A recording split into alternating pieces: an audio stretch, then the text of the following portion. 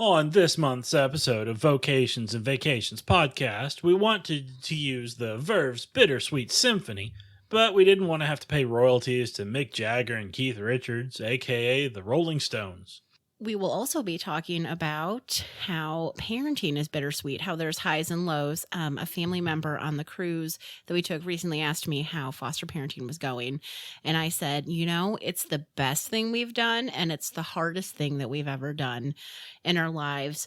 And I do feel like even though I've turned 40 today, woohoo, 40 and fabulous, I'm relatively new to parenting. And I do think, though, that parenting universally, with my very limited experience, is also bittersweet for everybody, because it's always going to be the best thing and the hardest thing that you would ever have done. However you became a parent, being a parent, it's bittersweet. There's highs and there's lows constantly. So that's why we called this episode Bittersweet Parenting. And then Jason's going to talk about bittersweet as far as a vacation. So vacations can also be bittersweet, as they're not always full of happy, fun, extreme joy all the time. Sometimes you have moments of lows as well as those highs.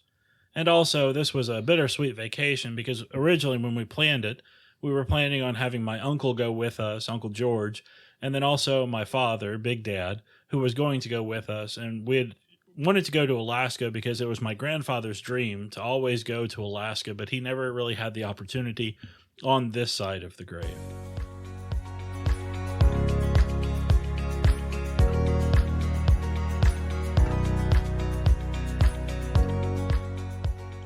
As we look at our vocation spotlight for this month, we're focusing on mothers and fathers and also their children.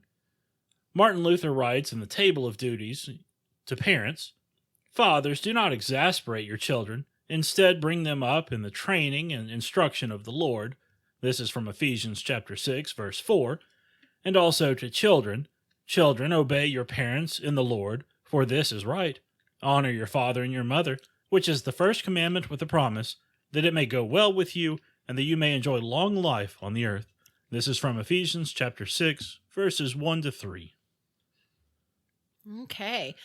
Well, as we were talking about this, and I was looking for a quote about motherhood, because I always feel that I tend to be a quote person, because I always feel that on the spot, I'm not as articulate as some people who are just natural writers and podcasters.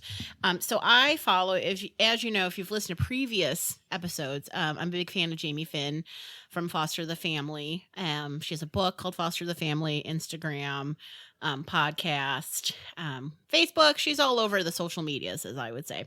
And she had a great quote as we were nearing Mother's Day that said about motherhood that I thought was just great. She said, "Motherhood is a miracle.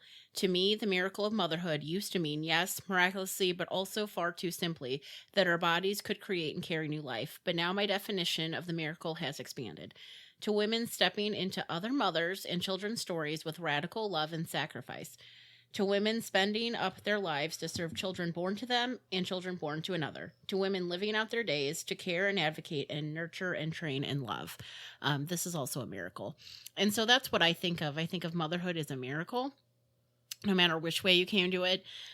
I came to it where we were asked at 4:00 on a Wednesday, and then by 8:30 they were there, right? Yep. And so motherhood, you're never really ready.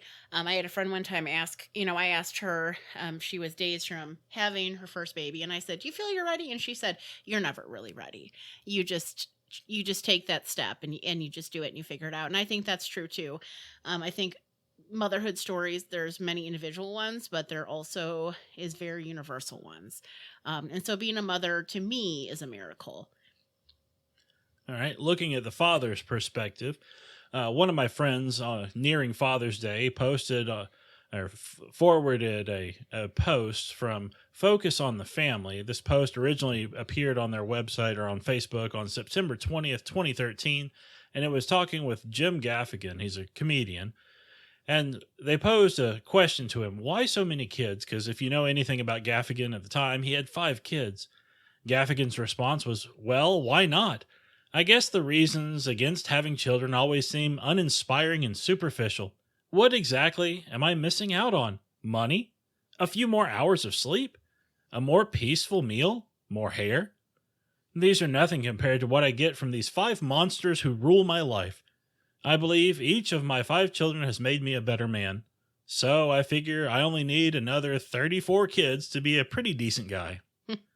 And that made me laugh because we don't have 5 kids in our home. We're not licensed for that. But, we've done respite and long-term care for about 16 months. 16 months in Kansas, because we did do some of it in Montana too. And I counted, and we've done respite or long-term for 15 children in a year. And every child that we have encountered has taught us something, and we're better for it. Parenting, I do think self-care is so important and taking care of yourself. But I do think that the selfishness has been I hate to say beaten out of us, but I think it's been polished out of us. Let's say that, because you think about another person or persons in our case more, because you just naturally, that's just what you do is when you have kids, is that your worries and your focus becomes them. And that's a good thing. That's what it should be. And I would say that, I always feel that we get out of it, more than we put in. Not to say we don't do our best, but I think that wouldn't you agree that every kid we've had, even if we've only met them once, has taught us something or has helped us to grow as people? Yes, of course. Okay. So speaking of kids, when we decided to go to Alaska, unfortunately, you cannot take children who are in, the state's care out of the country, even though Alaska is part of the U.S., that we would be in foreign waters. So you can't take them with you on a cruise. So I did 11 days of outfits for 3 kids, which if you do the math, and then I think I always added in 3 others. So 3 times 13. What is that, Jason? 39. 39. There we go. 39. What I was yesterday. 39 years. I was 39 years old yesterday, and I packed 39 outfits. I had a list of everything. I think I spent one day just sitting on the floor of our living room with all these gallon bags, writing on them because I like to organize, and just putting together outfits while I watch TV for hours. Well, not just outfits. You had separate bags Yes. for the undergarments, Yes. other bags for socks, Yes. and then also pajamas, Yes. where you could Yes. shove a few Yes. in the bag. Yes. And in that, the thought of doing that may make some people think there's no way. That is not me. And that's fine. But that's just how my brain works, is gallon bags. And I need gallon bags and a marker, and I'm okay. And then we also had signed the girls up for summer ball, and then just with appointments and whatever. We're so thankful our respite provider is so great and was willing to take them to the the appointments and then the games and things like that, because you would think summer I guess we thought summer would not be super busy, but I feel like we're almost as busy as we are during the school year. I would say more. Because we have pool time. That's right. Pool time. One of my work bestie said that the key to getting kids to sleep at night is sun and chlorine, and having them just swim every day. And I think that has worked out for us, actually. Every other day for us. But that has worked out. Is we have taken that to heart. And I definitely think that pool time is necessary during the summer to get some energy out. So, speaking of the vacation, we're going to talk about Seattle. Seattle, I told Jason, we've been to Miami, which if you've listened to previous podcasts, no offense to Miamians, it's not my jam.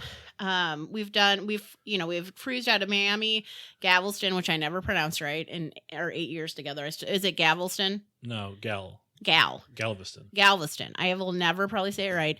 I like Galveston because it's in Texas and the people there are very nice and it's very laid back. And I found that port to not be too hectic. I like it. But my favorite port now is Seattle. Seattle is just cool. It's just groovy. It's beautiful. I knew Washington was beautiful because we had been to Spokane. But it's just beautiful. It's cool. It's just got this great artistic vibe. I told Jason, I said, if we had family in the Pacific Northwest, and we could afford to live in Seattle area, because it's one of the fastest growing places people are moving to in the Seattle area, I would do it in a heartbeat. But, I'm from the Midwest and Jason's from Texas, and we've lived away from family in the West, and that's something we want to explore again. But if I had family and friends in Seattle, I would definitely be making up excuses to go visit them. It is just cool. It's just fun. It was a fun place. I told Jason, I said it was my favorite place to fly to cruise out of. Now, Jason will talk about the port itself not being his favorite, but if I were just looking at the city itself and the surrounding areas, I would say by far I loved Seattle, and I wish we'd had more time there. Yeah, one of the things that we talked about was you can't ever really spend too much time getting ready for your vacation, getting ready to get on the cruise. And sometimes you just want to spend an extra day or two or even a week to explore the city, just to take it all in. Mm-hmm. And so while we were there in Seattle, we rented a minivan so that way we could haul a lot of people with us and have easier access trying to get in and out rather than like a 12-passenger, 15-passenger van.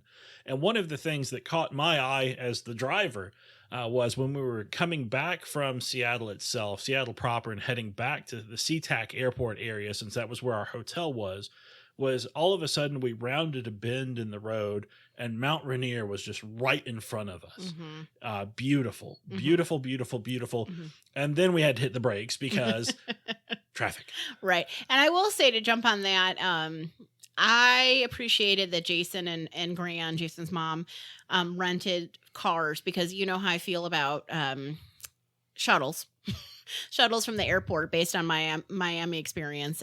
So having a car or cars to go get around Seattle, while pricey, I mean, it was pricey, it was great because we had the freedom to go when we wanted to go. Jason was very kind and picked everybody up from the airport, which I know was painful for him at times because it was very chaotic. But, my mom and dad knowing they had Jason was going to be there, John and Mike, my Uncle John, my brother Mike, were picked up by Jason, and that was helpful. Though they would have been fine riding the shuttle. They would have done it, but it is a lot nicer to just, after all that traveling, to have time to decompress with people in the car. So I definitely recommend doing that if you can and you're comfortable driving around. I don't know if I would have been, but I was along for the ride. We went to the famous Pike Place Market, which that itself, my mother-in-law had said, Gran, she could spend a couple of days just exploring that. It is just awesome. They sell a lot of really neat things. I was talking to a woman at the market, the actual market, and she said that very few of the vendors are hosted by people who, the booths are all people who are from the Seattle, Tacoma, Washington area. They don't want people just selling things that are not made by people from Washington. They don't want mass market things. I bought a beautiful piece of glass that was sea glass from someone, and it was by an artist who was from the area, and they will kick you out if they find out that you're not making these things and they're mass produced. Things that just tourists tend to buy that are mass produced and cheaply made. They really try to stop that. And the things that are for sale at Pike's Place Market and the actual market are from Washington and usually independent business owners. Yeah. And so one of the things that always catches the eye, well, you hear it and you see it, is the Pike Place Fish Market.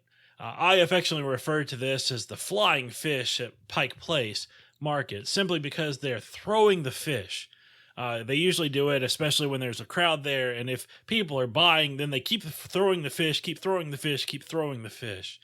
And one of the things I looked at was it's about 10,000 people every day during the summer tourism season head to Pike Place Market to see the Pike Place Fish Market. It's just a wonderful experience to take in, to enjoy with family and with friends. Mm-hmm. Another place that actually is right by Pike Place Market is the original Starbucks location. And, if I wasn't with a big group, I probably, we got there and I felt like Ralphie and A Christmas Story when I thought the line was here and someone's like, no, the line the line is down there, like when he went to go see Santa and it was forever.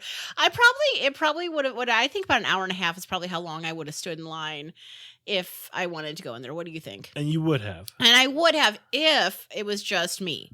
I would have stood in line. But I did not want my travel mates to have to do that. So we quickly went and got a picture by the original Starbucks mermaid, who's it's a little more of a saucy picture than you see now on the Starbucks cups. I will say that. I sent a picture to my friend. I said, hey, look, I'm at the original Starbucks. And she texted back and said, why is that mermaid naked? So I didn't even think about it, but yeah, it's a bit more saucy and cheeky. We'll say that about that.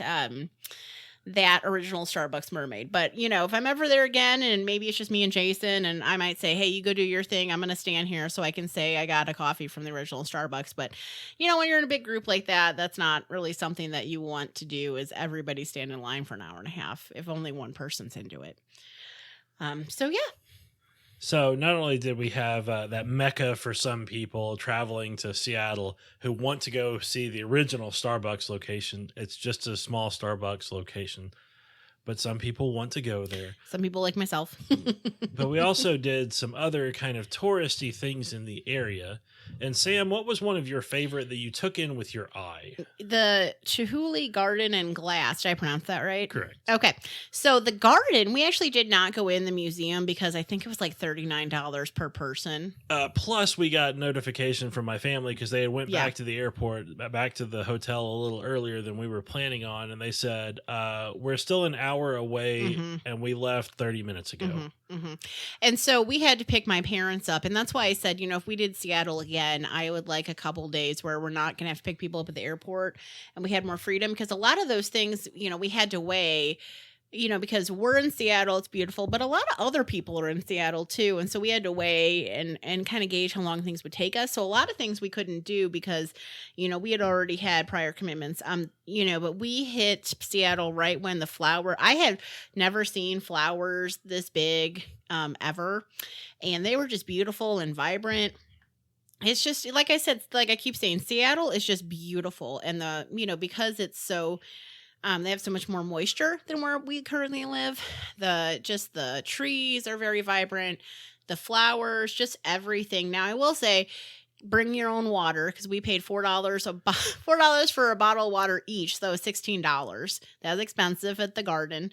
But it was just cool. It was beautiful. If we had had time, we would have laid in the grass, but because we knew the traffic was going to be bad getting to the airport and back to our hotel, which it was, we had to go back, but I would definitely recommend that if you have time.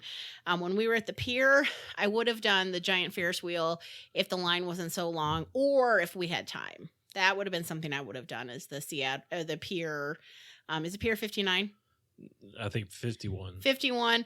Well, the pier by Pike's Place. Let's say that. A Pike's Place market. There's several piers. There's several piers, but the one that's famous is the one that has the Ferris wheel. I would have done that if we had had time. Yeah. So that's why I say if we were to go back to Seattle, I want a couple days where we're not committed to meeting up with anybody, because then we could block out time for that. Yeah, and some of the other things that we didn't get to experience was the Seattle Aquarium. We didn't get to go up the Space Needle. We didn't get to visit the Jimi Hendrix Museum, which would have been me and my dad. My dad's a big Jimi fan. And I love Jimi Hendrix, so that would have been really cool to do that. They have a great music scene. But we did see the Space Needle relatively close when we were at the gardens. Yeah, at the base. So Seattle itself is I would say, is a great place to go just for a vacation, before your cruise or after your cruise, or just to go. Yeah. So one of the things that we did was because we were traveling as a family, we bought dinner out for the family on Thursday evening. We went to one of Sam's favorite places, Buca di Beppo. We did go to Buca di Beppo because several of my family members had never been to a Buca di Beppo. And then on Friday night, that was Friday night for Buca di Beppo, and then Saturday night we went to Fogo de Chao. And one of the people in our party, Sam's mom, as we've talked about before, has a little bit of motion sickness problems. So she didn't want to go with us just because their plane landed and she wasn't feeling that great. So we understood that. So we were trying to decide what we were going to get her on the way back, and we couldn't really come up with anything. She didn't want to take advantage of what we had suggested. She wanted to kind of look at different menus of restaurants around. Unfortunately, I had to take the rental car back and then get on a couple of different shuttle buses to eventually be back at the hotel. And what she had decided she wanted was a Denny's omelet.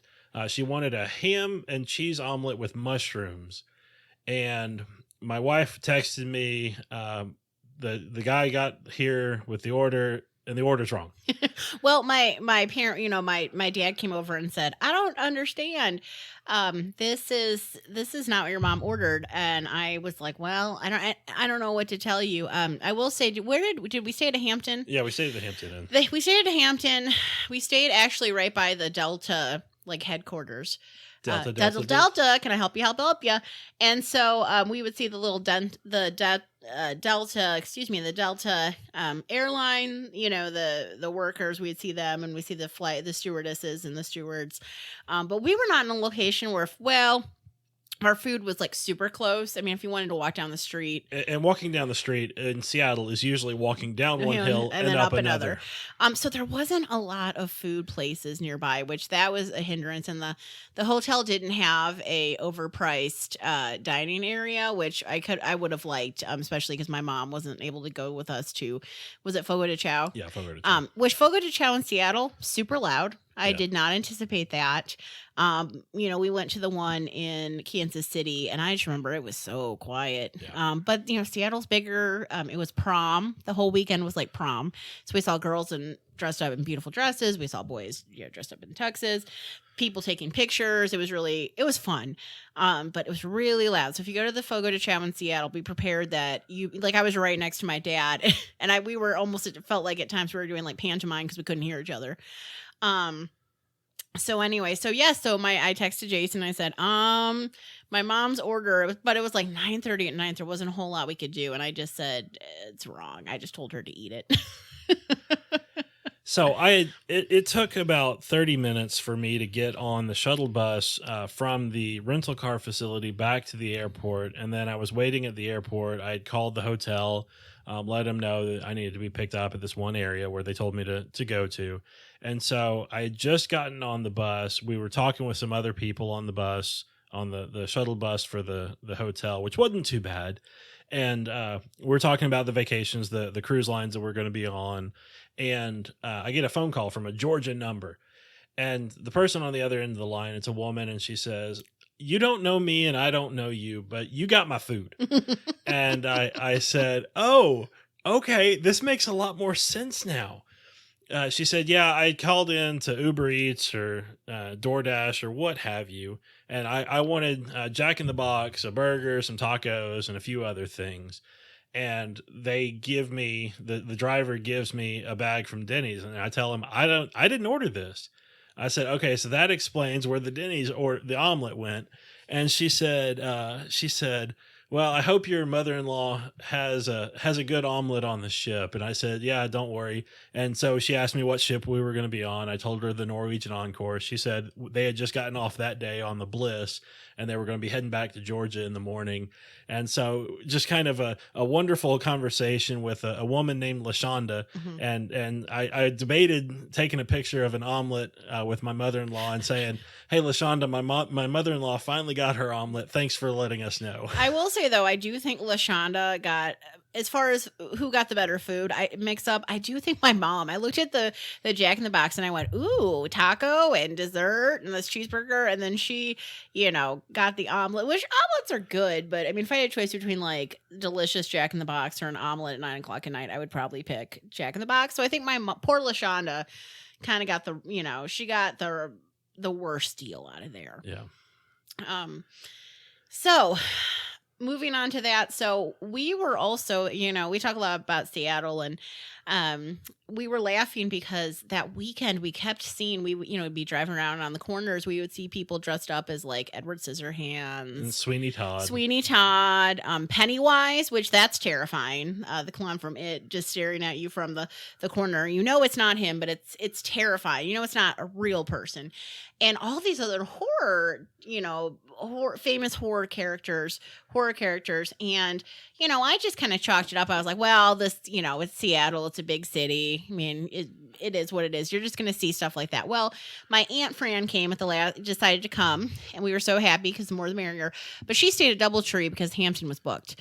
And so we picked her up the next morning. We were laughing. Apparently, there's like Comic-Con, which people do. Is it called cosplay? Yes. I'm old. It's called, I don't know what it is, cosplay. Well, HorrorCon was that weekend at the Doubletree, which clicked why we were seeing people dressed up as like Edward Scissorhands and, Sweeney Todd and Pennywise and Jason, not husband Jason, but, Jason Friday the 13th.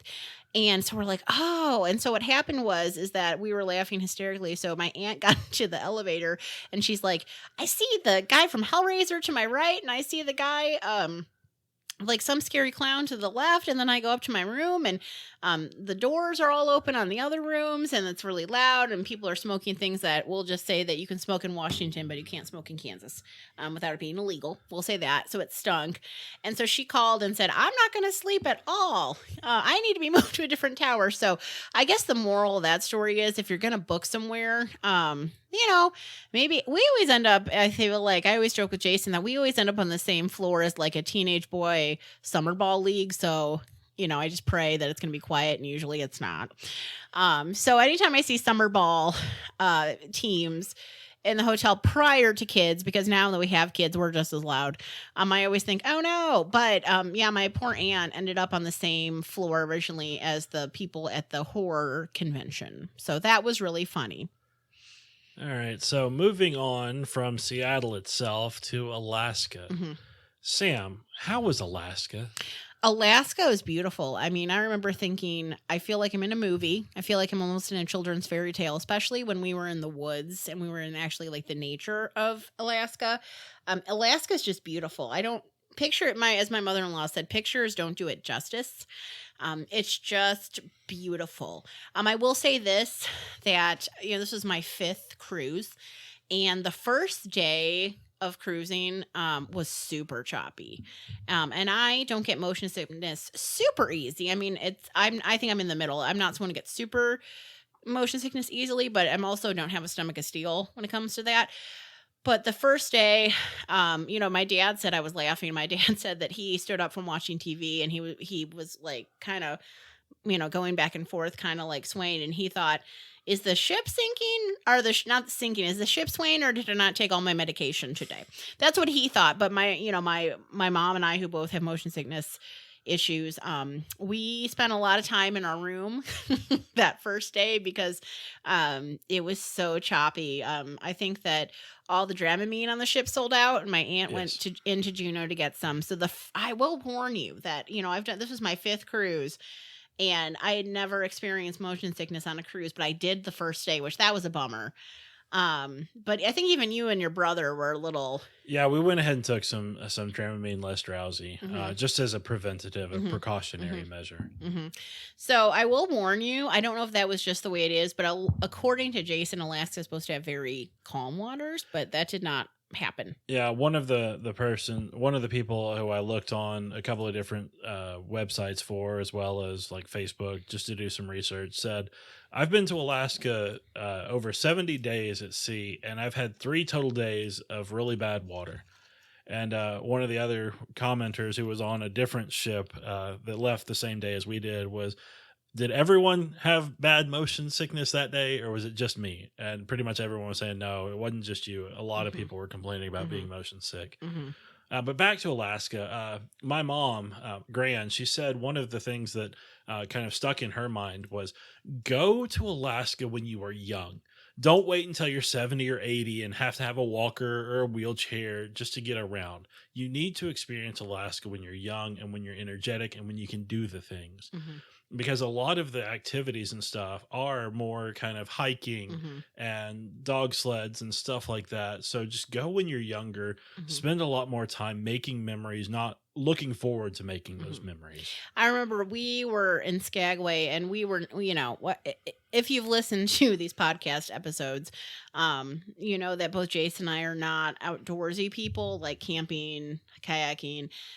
There was a tour by us that was a kayak and a hiking tour, and the guy said, the gentleman who was I was listening to him, we were waiting for our tour guide to another thing that had nothing to do with hiking. He said, these are the last facilities you will have for 2 hours. So it's either facilities or facilitries. You take your pick. And I thought, oh boy, I'm glad I'm not on that tour, because that would be my concern the whole time is the restroom situation. So yes, I would say it is more physical. Alaska was more physical. Even if you picked the things that were low level, I mean, I felt our stuff was pretty low level. I was walking, a lot of walking and standing, but it wasn't like level 2 or level 3. But Alaska just hits differently as far as the exertion of energy. You know, the warmer cruises, everything's just a little slower. It's a little more laid back, a little more island time. Usually pretty chill. At least we've done. But Alaska, you definitely have to walk more. So in Juneau, which Juneau is only accessible by sea, right?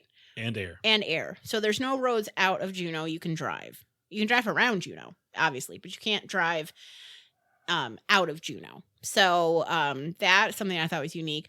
My dad and my mom and I were on the sled tour. We learned about the sled, Alaskan Husky sled dogs.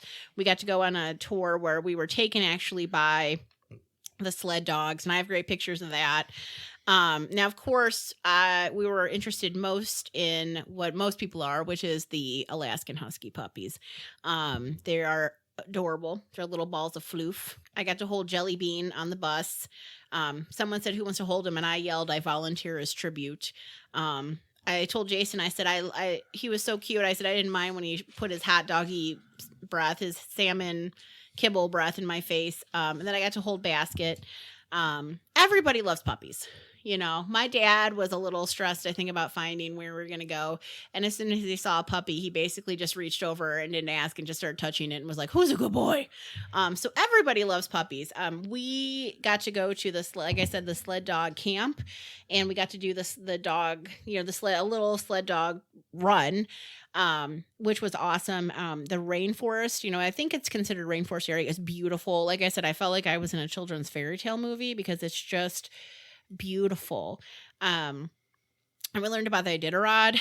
One thing that I thought was hilarious and pretty shocking was that if you're going to do the Iditarod and you're going like bare bones cheap, it is $40,000 for all your equipment. It's like some people do in 8 and 9 days. They said that the people who are in it with their dogs, they sleep about an hour and a half every night, to which I said, oh, I don't think I'm going to be doing that anytime soon. I like some sleep. And then, of course, the best part, we got to hold puppies, and just love on them. And they said, and this makes sense, that these are things, I'm trying to think of the word, excursions. There we go. These excursions, yes, they benefit humans because who doesn't get all happy about holding a puppy, but also it's good for the dogs because they get socialized, because if you've got all these people touching you every day, you're going to get socialized very quickly because people are constantly in your face.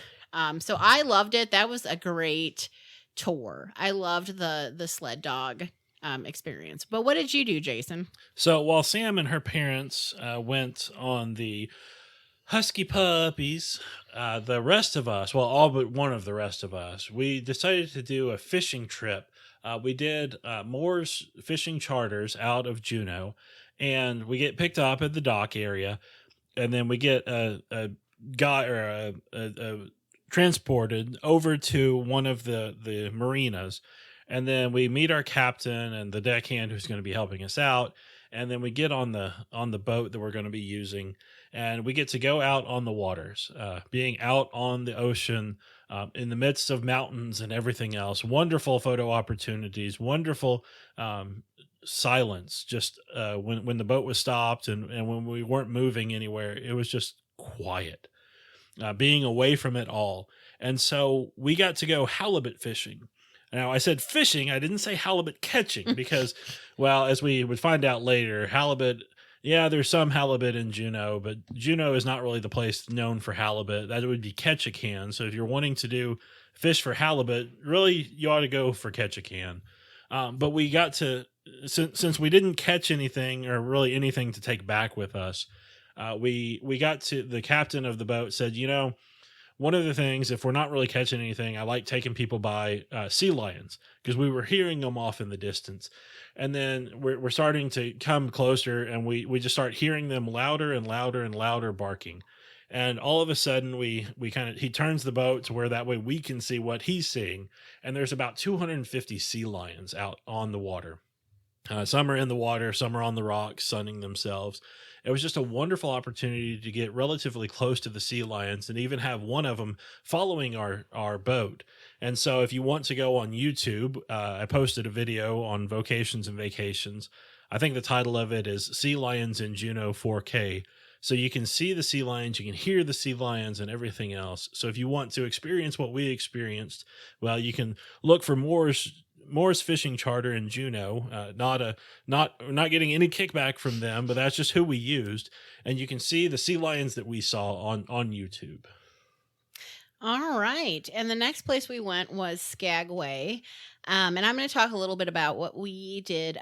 My mom really is into, she likes ghost stories and things like that and paranormal things. So we did the Ghost and Good Time Girls walking tour, which actually, as far as a history lesson, I thought our madame that, we had a madame who, was played by someone who was from the Red Onion Saloon.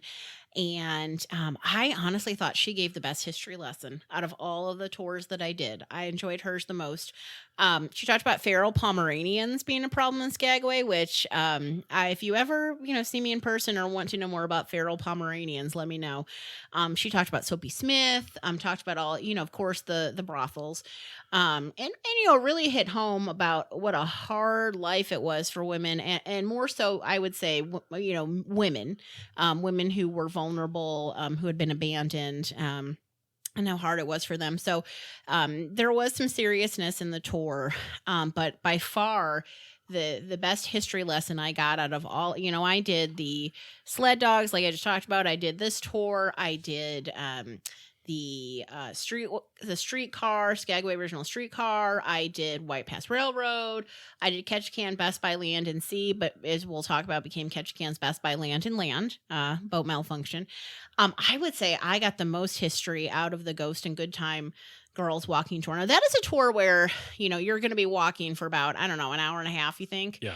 We're not like speed walking, but if you have a hard time being on your feet that long, that might not be for you.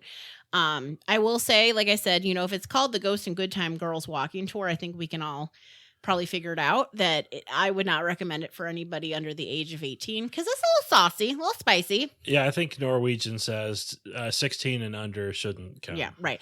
A little bawdy, lots of laughs, but a little bawdy. I wouldn't take kids.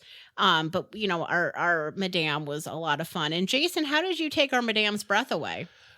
She was looking for a volunteer to play a dirty minor, and my wife, of course, volunteers me. And she asked me to introduce myself, and I said, well, do you want my name, or do you want my title and last name? And she said, uh-oh. I said, hi, my name is Pastor Toombs. Mm-hmm. And she was speechless for about 30 seconds. She was laughing hysterically, and she's like, this job never ceases to amaze me. I've never had this happen.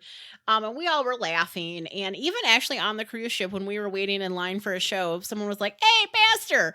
So, like I said, I don't want to make light of the seriousness of what it was like for working girls in Skagway. I don't want people to think that there wasn't talk about how hard it was and the realities of it. But I will say it was a great history lesson. It was funny, a lot of laughs. Our tour guide was hilarious. But like I said, I would say 18 and older, because it is, a little saucy, a little spicy, a little cheeky. But I loved it. As far as history, that was my favorite tour, was the Ghost and Good Time Girls Walking Tour. Yeah, as Sam mentioned earlier, we also did the Skagway Original Streetcar, where they took us around. We got to kind of see Skagway from the roadways. We got to take a couple opportunities for photo stops. And then we stopped, of course, at the Skagway Cemetery, where we got to experience and hear about the hero and the villain, the villain being Soapy Smith. And even the hero wasn't really a good guy in the end, or originally, but as one of the tour conductors said, really it's all in the timing of things. Now, I will say with the Skagway Original Streetcar, I was laughing because we got on and I heard this woman say to her niece or granddaughter or daughter say, "These seats are not made for people with hips." The seats were very tiny. And we had to sit 2 to a seat. And so I sat with you, and we're both not petite people. And so I would say that was tough, I pretty much sat on you. Yeah, streetcars built in 1930s does not make for plump-sized people. No, I would say no. But everyone was in good spirits, but definitely, not seats made for people who, are bigger built. And the White Pass Railroad was beautiful. Yeah, the White Pass Railroad was wonderful. If you only have one thing to do in Skagway, really make it the White Pass Railroad. It's a wonderful opportunity. Canada this year wasn't allowing us to go into Canada, so we just did a round trip out of Skagway, of course, but we barely went into Canada, really because that's where a loop is in the line, so that we could turn around and head back. But the opportunity to experience Skagway and to experience the route that these men were having to travel on to go to the gold mines or the gold fields further north. It was just a wonderful opportunity. And we learned more about the gold fields and everything else throughout the day. So everyone was a little bit different. All the excursions that we went on were a little bit different as far as the history goes. But yeah, as Sam said, the Ghost and Good Time Girls Walking Tour, wonderful history lesson. We got a little bit of the history from the other ones, but just a different perspective on the history. I said to Jason a lot of times, I didn't realize once you landed in Skagway or flew, I wouldn't say fly in, hello, that was like many moons later, but once you docked in Skagway, I said, how did anybody survive getting up that trail and, up the mountains to try to mine for gold? They had to build their own boats. Like people who had never built boats had to build their own boats. I just said to Jason, I said, how are people even alive in Alaska today? Like, how did people survive and then have kids? Because just the amount of work and not knowing and yeah, it's amazing that anyone survived because you just learned, I thought once you got to Skagway, hey, gold mines down the street, but that was not the case. So the next stop, Jason, was Glacier Bay. You want to talk about that? Yeah. So one of the things, a cruise to Alaska, really you're going there for the glaciers in addition to the ports that you're visiting, but you're really going for the glaciers. Some of the glacier experiences, such as Hubbard Glacier, it's one of the options on the different cruises, is a huge glacier. It's about 30 stories high. So it's about 300-foot high glacier that you're cruising against. And on that one, there's more calving, the breaking of the glacier and falling into the water. And it kind of sounds like thunder from the distance. And then the splash and the boat rocks a little bit, but not for us. We did Glacier Bay, so you get more glaciers. As I talked about, it's glaciers everywhere, but they're smaller glaciers. They're not big glaciers, and you don't really get as close to the glaciers because, well, they're really up in the mountains. And so we had the wonderful opportunity to see glaciers, a lot of different glaciers from a distance. Just the beauty of Glacier Bay, it's phenomenal. It just takes your breath away. And again, the quietness, the stillness of the air. It's just a sight to behold with the mountains, the water, and the glaciers. So the next place we went to was Ketchikan. Now, if you are a fan of Alaskan Bush people like I am, I was rewatching season 1, and I think I'm almost done with season 2. The Brown family was in Ketchikan for a while. So some of the shots that they had at Ketchikan were fun to see again because we had been there. Ketchikan, I did Ketchikan's Best by Land and Sea, which turned into, like I said, Ketchikan's Best by Land and Land because the boat we were supposed to take to get back to our ship broke down. Luckily, not with us on it. We were at the cannery. So what we did, I went with my brother-in-law, my mother-in-law, my nephew, and myself. We went, it's just probably, we went through Ketchikan and then we went to the first historical site and saw the totem poles and learned the history of the totem poles.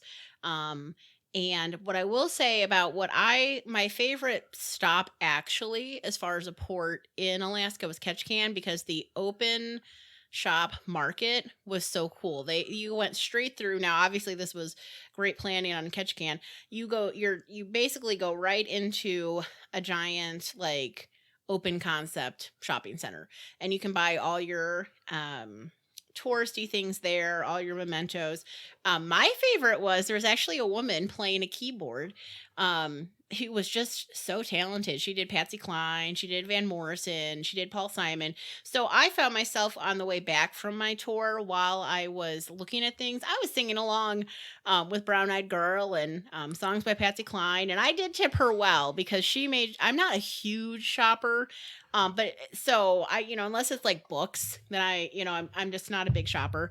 But I really had a good time. I could have stayed there, Jason, honestly, just walking around looking at stuff, singing along to her. But the four of us did the Ketchikan Best by Land and Sea, and we went and saw the totem poles, which were really interesting. Our drive out there was about half an hour. Out of Ketchikan. And then we went to a cannery, a former salmon cannery, which people get married there. And you might think, why would they want to get married at a fish place? But the area was beautiful. And then we got to sample some goods. And I really had fun. Actually, my favorite thing on that tour was talking to the woman who was hosting. She lived on the property. She's originally from Orange County, California, and came up to Alaska a couple of years ago, and then recently had gotten married, so she's now there. And we were, and with my mother-in-law and my brother-in-law, being ranchers and farmers and homesteaders, are talking about things, and she made a good point that people in Alaska, because, a lot of the times tour guides talk to us about how expensive it is to buy things like bread. It was what, $7? Yes. $7. And so, a lot of bartering happens that's not necessarily money related. And I said, does it get really tiring making, your own bread and this and that? And she said, if you're tired of making something in town, you can usually find someone else who says, hey, if you give me a dozen eggs, I'll give you some bread. So that's how people in Alaska do it, is because that's just another way that helps you to not have to do everything. And then also not have to pay, $8 for bread. So I had a great time on my tour, even if we didn't get to do the boat. But as we all said in my group, we said better that the boat broke down on the way to get us than to have broken down when we were all on it. So that was my experience in Ketchikan. Like I said, I loved the open market. I loved the lady who was singing, who was there. I hope she got paid well because she definitely put on a good show. And it was just her and a keyboard. And she was good. She was my favorite. Yeah, so while Sam did that, her brother and her uncle and myself, we went on the Bering Sea Crab Fisherman's Tour. It was one of the things that I wasn't really looking forward to, but having been on it, it was wonderful. It was a lot better than what I was thinking, just reading a little bit of the description about what it was. So the ship that they were using was the Aleutian Ballad. If you're a fan of Deadliest Catch on Season 2, the Aleutian Ballad was on there.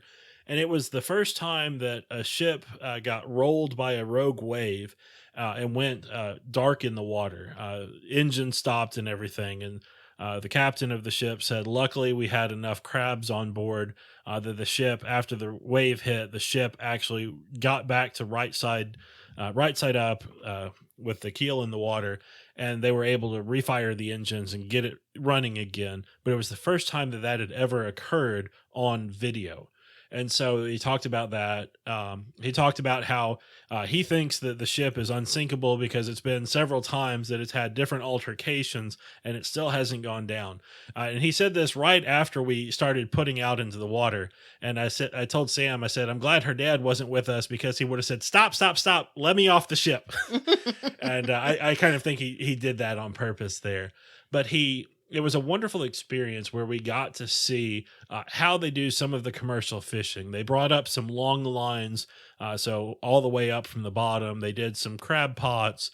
They did some prawn fishing. And then they brought up different things. And then we had different opportunities to experience what commercial fishing is like. And one of the things that we got to experience was bald eagles. We get closer to land, and he's talking about, normally around here, there's a few eagles in the air. So if you see one, just let me know.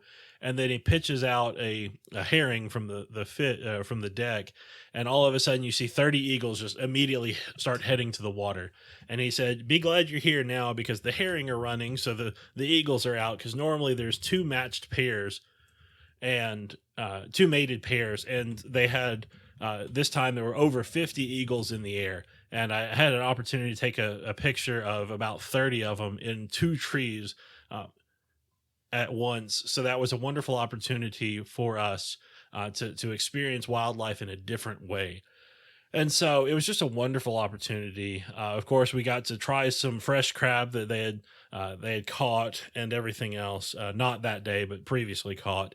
And so it was just a wonderful opportunity to experience Ketchikan by land or by sea for us. And we also had the opportunity to experience Ward Cove on Norwegian. There's two main docking areas for the ships. Princess and Holland America use the main area, and then Norwegian has a secondary area, Ward Cove, where they have to transport you over to the main area. So we got to experience a little bit of the land side, and on the way back, we got to actually ride with the captain in a 15 passenger van. So we got to talk to the captain, and he was the one who told us, really, if you come back next time, make sure to go fishing in Ketchikan if you're really wanting to catch some halibut. And he said, I don't know if I should be telling you this because it's simply going to take away from the opportunity to come on my ship next time. He said, but no, he knows a lot more about the waters of Ketchikan than he does Juneau. But he said all that he's heard is just Ketchikan has better chance to catch halibut. Mm-hmm. So now Jason's going to talk about Norwegian Cruise Lines, which I know he was you've been so excited to go on, and how it turned out to be bittersweet. So why don't you tell us about that? Yeah, so we really looked forward to cruising on Norwegian because we had done Carnival, we had done Royal Caribbean, and we were wanting to try the other of the main three, Royal Caribbean, Carnival, and Norwegian. But it ended up being bittersweet, and it really started with embarkation. I said this is a disaster, and one of the things I have to tell you is if you're going on a Norwegian ship and you thinking about doing priority access, don't get priority access. You're not a priority with Norwegian Cruise Line. Other cruise lines allow you, if you get the faster to the fun on Carnival or the key on Royal Caribbean, you get to kind of take the express lane. It's the lane that has the suites and stuff they go through. Well, not with Norwegian. Their Haven, their ship within a ship concept, allows you to use an express line, as does a person with the mobility issues in the cabin and even maybe in the party, but not with the priority access. I remember my dad, we were in line, and he looks at me and he goes, "This is priority." And I was like, well, it's not priority like I've experienced. I don't know, Jason. I don't know if I ever would say, I don't feel like any part of it was priority access. The only thing that was priority access was once you get into the terminal, mm-hmm. that you got a special line to get to the counter quicker. Mm-hmm. But even Sam's aunt, who didn't have priority access, got to the line quicker than her uncle and brother, who were in the same line at the same time. Right. And they had priority access, and she got through quicker than they did. And she got detained because of a curling iron incident. So she even got detained for a while, and she did not get the priority access because she had booked later, and she beat all of us. So yeah, I would not pay money for that. Disembarkation though was a lot easier getting off the ship compared to getting on the ship. There's no priority access for separate lines for us. I will say though, yes, I will say we're not probably going to do a Norwegian cruise again. But the staff was phenomenal. I can't say enough nice things about the staff and the servers and housekeeping, and everyone was so kind and friendly. So the people themselves, like who actually were on the ship, fabulous. But just the things like the people making decisions on how they're going to do embarkation should look at it more closely, because like my dad had said, where he goes, I don't understand how this is priority, and Jason's like, I don't either, right? Yeah. And I mean, as far as kind of the ship itself goes, there was a lot of things that I complained about to my family. Why would you have guest services near one of the main areas that you're using, especially for karaoke and sing-alongs and stuff like that? It's just short-sighted on the cruise line's part. Well, and the problem is with the guest services was that, the guest services people, I felt very bad for them, because not only were they next to a really loud place at times, they also wore masks, which I understand for safety reasons, but trying to hear them and understand them, you can't read their lips because they're masked. And so you don't have that help. And then the noise just made it really hard. So if you have any, even if you don't have auditory issues, it still was super loud. So yeah, that I didn't understand that. I've seen on other cruise ships, guest services is usually in its own little corner where you can hear, but I don't know why Norwegian built it like that. No, not sure myself. But to our cabin, we had a club balcony, formerly called mini suites, on Norwegian. We had an oversized balcony, an extra large balcony. And that was amazing. Just the amount of balcony space we had. We had more balcony space on this particular ship. It was narrower but deeper than the cruise that we took to out of Miami in a suite. And so we had a lot of space on the balcony, but Sam. So I'm a balcony person. I love the balcony. Definitely did not spend nearly as much time on the balcony as I had prior with going to Mexico and the Bahamas, because obviously it's a lot colder. And something else I didn't realize is it is a lot windier in Alaska on the waters. And so there's this great photo Jason took of the 4 Zons of myself and my mom and my dad and my brother. And I mean, in the picture, our hair's all like flying around, and we got the picture and then immediately got in because it was so windy, the stuff, everything's shaking, the chairs are shaking, the tables are shaking. On Glacier Bay Day, it was really windy and cold, and there's a great picture of me. I'm drinking champagne, or as my dad says, champagne, and with a hat, gloves, jeans, windbreaker, and sunglasses, because it was cold and sunny. So I was all dressed up in like almost winter gear outside on the balcony. So definitely I recommend getting a balcony still, but just know you're probably not going to spend as much time out there because of how cold it is. One of the sweet things about Norwegian Cruise Lines is they have different packages. Sometimes they have a pick 2, but on our particular sailing, it was pick all 5. And the 5 picks that you get is 250 minutes of internet access, 2 nights of specialty dining package, the drink package, and we upgraded because, well, some of the liquors that we prefer to have were included in the premium plus beverage package. And then they also have a shore excursion credit and then kids sail free that we didn't have the advantage to take on this particular cruise. But we did put the drink package and dining package to good use. So one of the things we talked about previously on the podcast was if you have a drink package, use it. If you don't like a drink, well, you simply just get another one after a little while. But be aware that the cruise line, Norwegian Cruise Line, charges you different taxes while in port at Alaska as well as in Canada. And in Victoria, especially, when you get into the port itself, the cruise lines are only allowed to have 1 drink establishment per deck while in port. So you have to make sure to get your drinks early or make sure you're at that particular bar that's open at the time. Something that was good, but bittersweet, I would say, was the Beatles. Not the show itself. I actually got a little emotional when I watch the Beatles show because my parents are children of the 60s and they're Beatles fans. And so the Beatles, the men who play John, Paul, George, and Ringo. Did I mention Ringo? No. Yes, John. you did it now. Now, okay. So you know John Lennon, Paul McCartney, George Harrison, and Ringo Starr. If you ever need that for trivia, the men who played them were phenomenal. Particularly, the man who played John Lennon. I mean, you would think it was John Lennon. So hearing those songs from my childhood, I mean, I got a little choked up. But the problem with the Cavern Club is it's tiny, and I'm a Zon. I like a good game plan. I went to guest services specifically to ask, like, what time should I get there? And they said the doors open up, like a half? 7:30. Yeah, so. And be there at 7:15. Yes, mistake.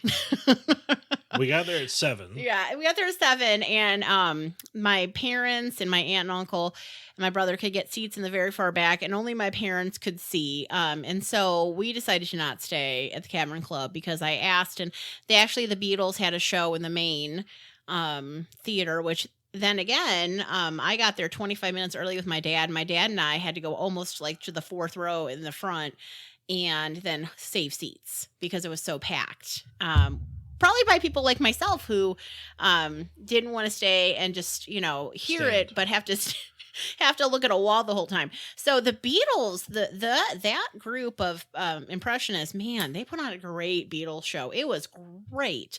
But when we walked by a woman who was like right in the prime front seat, I just said to her, I said, hey, I'm just curious, like, what time did you get here?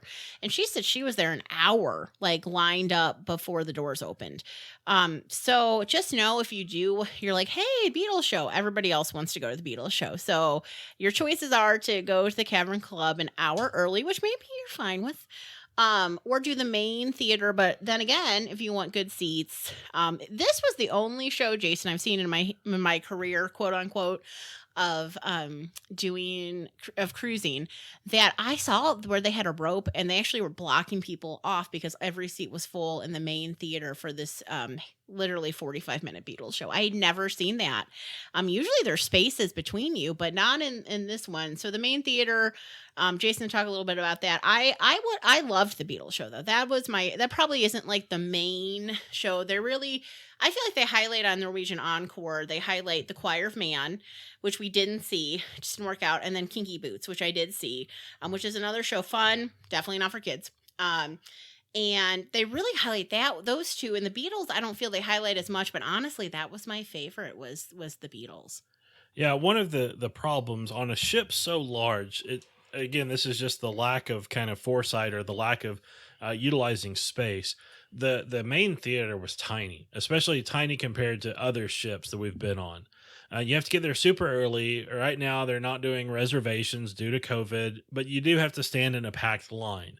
One of the things that I kind of commented on with my family was, in my opinion, Norwegian wastes so much space by having all these different venues for food. I think there was about 20 to 25 different food eatery areas, but they're wasted during the day because a lot of them are only open for dinner, and they're not utilizing those spaces for different activities, be it trivia, contests, painting, just different things like that. They're not using these spaces to their advantage. And having small areas for the entertainment was, in my opinion, a terrible thing. Mm-hmm. And then, Jason, what did you think of the dining? The dining, it was underwhelming to me. Mm-hmm. The problem was there's always going to be hits and misses at each meal. There were only 2 things that kind of were borderline outstanding on the cruise ship. One of them was a flourless chocolate cake in the buffet of all places. And then the other thing was in the main dining room one of the nights, they had a Hawaiian glazed pork belly. That was one of the best things that I ate on the ship. We did the specialty dining. We took the family out to Food Republic, which is kind of tapas style. But the food there was underwhelming. And then we went to Ocean Blue, the seafood place. Sam's uncle was complaining they don't have crab. We're in Alaska and they don't have crab on the menu. I think my family called Ocean Blue Ocean Blah. Yeah, just kind of blah. There wasn't a lot of taste in the food. Right. And then we even went to the steakhouse, which according to some prior to COVID was one of the top 100 steakhouses in the United States, was on the Norwegian Encore, the Cagney Steakhouse. But I've had better steak. Unfortunately, I've had better steak in the main dining room on Carnival and Norwegian and Royal Caribbean compared to Norwegian in their signature steakhouse. I will say though that the Indian food and the buffet, outstanding. My aunt was like, "This is really good." I did love the Indian food. I hit that a lot. But you're not a fan of curry and a lot of the traditional regional dishes that were there, because obviously India is a giant country, and what's northern, in the north, it may not be in the south, and so it's like America, different food, different regions. But I did like that. But yeah, I wasn't super impressed with the specialty dining. But it was fun to try. But in my family's we're not like the most. We have to have a certain amount of spice or anything. We're from the Midwest. We're kind of that stereotype of meat and potatoes and salt and pepper. But yeah, I wasn't super pumped about the food. It was good. It just wasn't like, it was no almond crusted brie, right? Yes.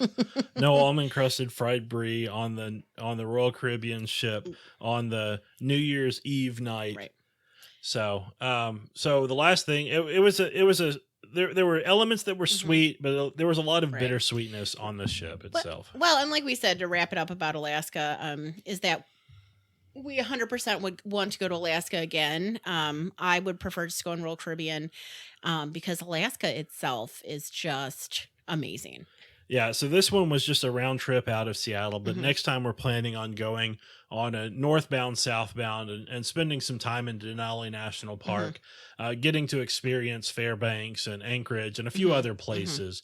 So just having a more land-centric portion before or after getting on the cruise itself. So yes, go to Alaska, just, find out which, what cruise line works for you. And for us, unfortunately, Norwegian is not one that we will be revisiting. For a while. That's right. Okay, what's our fun fact, Jason? So you're going to learn something with each episode. It might be what we want to impart. Or it might not. But you're going to learn something because we continue to learn in life. Sam, how many hearts does an octopus have? I feel like I'm going to say, I want to say 8, but I think I'm going to say 1. Well, it's hearts, so it can't be 1. That's true. 2? Close. Okay. 3. Okay, why? An octopus has 3 hearts. Why? Because they do. Oh, okay, but there's no reason you're giving me? Well, I'm not giving you the reason. I was just asking a question. Okay. How many hearts does an octopus have? Okay. One of the other podcasts, Fantastic Cruising, Matt at Fantastic Cruising, he was talking about this. He's his day job, his everyday job, is at an aquarium, and he was saying that before Finding Nemo came out, it was a wonderful question to ask, but after that, a lot of kids know because of Finding Nemo and Finding Dory. So an octopus has 3 hearts. This was reiterated to us on the Bering Sea Crab Fisherman's Tour because they brought up an octopus and they talked about how the octopus, or the octopi, since there's more than just one, they know where the crab pots are. They know where the krill pots are, or not the krill pots, the prawn pots. So they go back to these same places over and over. So they'll take the fish or the octopus that they catch, and then they'll take them 10 miles away, drop them in the water, and less than a week later, they'll be back in the same spot. So they'll take them and do it all over again because the octopus, they're smart enough that they know exactly where they need to go to get the things they want. Interesting. So an octopus has 3 hearts. I've learned something new today. All right. And with that, we'll sign off. See you next month, hopefully. Bye.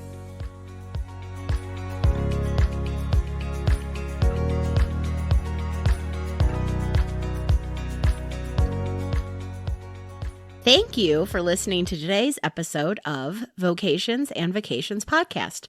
We hope that you enjoyed the show. If you want to find out more about Vocations and Vacations, please make sure to visit our website at www.vocationsandvacations.com. You can book your next travel arrangements with us. We specialize in family vacations and religious travel, especially the Holy Land and the birthplace of the Reformation, Germany. We can't wait to come to you next time on Vocations and Vacations Podcast with Jason and Sam. See you next time.